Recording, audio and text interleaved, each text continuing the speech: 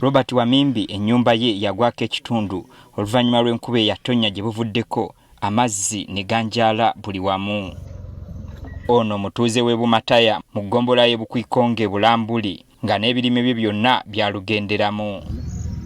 Obuzibu bwonna abuteeka ku kampani ekola seminti ekuba amayinja mu kitundu kyabwe nti ye yaviirako amataba gano. Nabano aba Plateau abalalongooza oluguudo bwe bakuba olusozi be batuleetera ebizibu by'amazzi wano baate tetukalabangako. Ali nga kedzile basi kalanda noosi kedzula sinzi wano moko kamayindi nkomupondi byose byatsi tekamezi sikaliota ninavutamu. Era amazzi agava mu mayinja eyo ge gakosezza nnyo ennyumba zaabwe nga n'ennimiro zonna babadde balimiramu. Abamu ku batuuze baasalawo n'okwetegula ekyalo kino olw'amazzi agatakyalina gye galaga agaboonoonera buli kimu nga naawe okusula tebakyalina. Amazzi gajja mu nyumba yange gatwebasa ekiro tuyingirira n'ennyumba negwa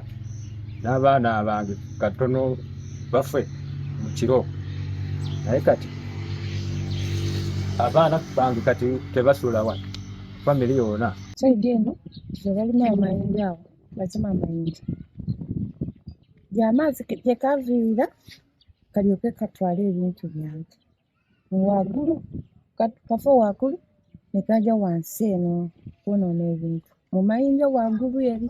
Ebyalo ebiwerako bitawaanyizibwa amataba olwa kampuni eno esima amayinja okuli ekya Bumataya, Bwabwala n'ebirala. Ye Jane Mungasi omutuuze w'e Bonabalayo agamba naye ennyumba ye ekute mu mbinabina olw'amataba gano agava ku mazzi agafubutuka mu nsozi olw'abasa amayinja. Amayinja eri ku nsozi wali ne gajja eno paka mu nnyumba nga gasala ennyumba, amanimiro gaffe emmere temuli, byonna byafa.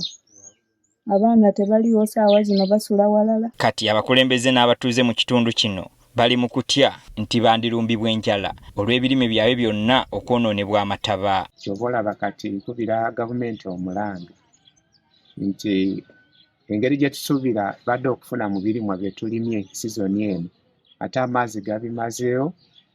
Abadde nsaba gavumenti erabe nti ewaaka abantu ba ofiisi ya disaster aba abantu baffe bafune ku byokulya. Collins Ndia avunaanyizibwa ku baasa amayinja mu kitundu kino ategeezezza nga bwe bamanyi ku kizibu kino nga bagezezzaako n'okuliyirira abamu ku batuuze abakoseddwa. Normal help in case maybe someone's house gets destroyed. You see what to do, we build for him or her the house. Era agamba bagezezzaako okusimba emiti mu kitundu kino n'okusima ebidiba ebisobola okuwagamiramu amazzi gano obutasaasaana mu nnyumba z'abatuuze ne mu nnimiro zaabwe, naye wabula ku mulundi guno amazzi gano gaali mangi nabo ne gabasukkako. And then we tried also to dig holes around to avoid much flow of water from these quarries, but the issue of floods, there's no way we can control it because even past our whatever quarry, waters are still going to destroy things. Mu kiseera kino abatuuze bangi ekyokukola tebalina anti ennyumba zaabwe n'emmere byonna byayonoonebwa amataba nga n'ekikyabatiisa nti enkuba ekyatonnya.